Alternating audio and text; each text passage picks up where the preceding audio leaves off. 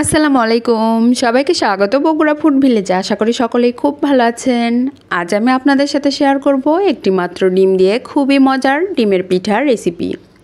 ঘরে থাকা অল্প কিছু উপকরণে একদম সহজভাবে মাত্র 5 মিনিটে এই পিঠা তৈরি করা যায়। এই পিঠা তৈরি করা যতটাই সহজ, খেতে ঠিক ততটাই মজার। তাহলে আর কথা না বাড়িয়ে চলে যাচ্ছি রেসিপিতে। ডিমের পিঠা তৈরির জন্য প্রথমেই 2টি এলাচ আর 1/4 চা চামচ পরিমাণ মৌরি ভেজে গুঁড়া করে নিয়েছি। এতে করে সুন্দর একটা ফ্লেভার আসবে। এবার একটা মিক্সিং বলে ভেঙে নিচ্ছি নর্মাল তাপমাত্রার একটি ডিম যদি ফ্রিজে থাকে অবশ্যই 1 ঘন্টা আগে বের করে নিতে হবে। 1/4 কাপ পরিমাণ চিনি, সামান্য লবণ। যারা মিষ্টি খাবারে লবণ পছন্দ করেন না তারা বাদ দিতে পারেন। এবার একটা হ্যান্ড উইক্সের সাহায্যে সবগুলো খুব ভালোভাবে মিশিয়ে নিচ্ছি চিনি গলা পর্যন্ত। এই কাজটি একটু সময় নিয়ে করতে হবে, প্রায় 5 থেকে 7 মিনিট দ্রুত হাত চালিয়ে মেশানোর পরে দেখুন চিনি একেবারেই গলে গেছে আর মিশ্রণের কালারও পুরো চেঞ্জ হয়ে গেছে।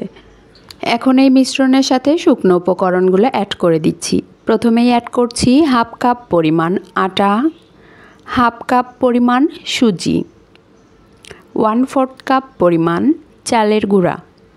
এরপর অ্যাড করছি আগে থেকে ভেজে রাখা মৌরি আর এলাচের গুঁড়া, 2 চা চামচ পরিমাণ গুঁড়া দুধ একেবারেই অপশনাল, আপনাদের হাতের কাছে থাকলে দেবেন, না থাকলে বাদ দিতে পারেন।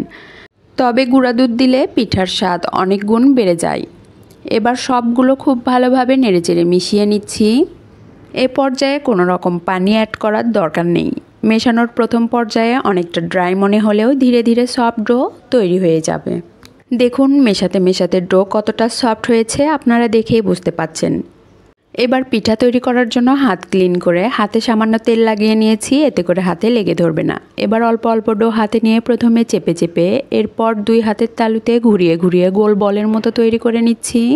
আমি গোল বলের মতো করে পিঠাগুলো তৈরি করছি। আপনারা আপনাদের পছন্দ অনুযায়ী যে কোনো শেপ দিয়ে পিঠাগুলো তৈরি করে নিতে পারেন। সবগুলো পিঠা আমি একইভাবে তৈরি করে নিয়েছি। এবার এগুলো ভাজার জন্য পর্যাপ্ত পরিমাণ তেল দিয়ে চুলায় একটি প্যান বসিয়েছি। প্যানে তেল গরম হয়ে গেছে, একটা একটা করে পিঠা গরম তেলে ছেড়ে দিচ্ছি। এ পর্যায়ে চুলার হিট মিডিয়াম টু লোতে রেখে পিঠাগুলো ভাজতে হবে। পিঠার এক পাশ হয়ে আসলে উল্টে আরেক পাশ ভাজতে হবে। কোনোভাবেই চুলার হিট বাড়িয়ে দেওয়া যাবে না, তাহলে পিঠার উপরে দ্রুত কালার চলে আসবে, পুড়ে যাবে, ভেতরে কাঁচাই থেকে যাবে। বারবার নেড়েচেড়ে উল্টে পাল্টে পিঠাগুলো ভাজতে হবে সুন্দর একটা কালার আসা পর্যন্ত। ডিমের এই পিঠাগুলো দেখতে যতটা সুন্দর, খেতে তার চেয়েও অনেক বেশি মজার। আপনারা বাসায় অবশ্যই একবারের জন্য হলেও ট্রাই করবেন। ডিমের এই পিঠাগুলো একবার তৈরি করে 8 থেকে 10 দিনের বেশি সময় পর্যন্ত সংরক্ষণ করেও খাওয়া যায়।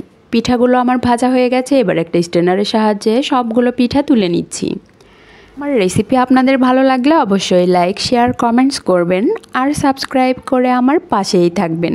একটা পিঠা আমি ভেঙে দেখিয়ে দিচ্ছি কতটা মজার হয়েছে। আশা করি আমার রেসিপি আপনাদের সকলেরই অনেক ভালো লেগেছে। এতক্ষণ আমার সাথে থাকার জন্য সবাইকে অনেক অনেক ধন্যবাদ। আসসালামু আলাইকুম, আল্লাহ হাফেজ।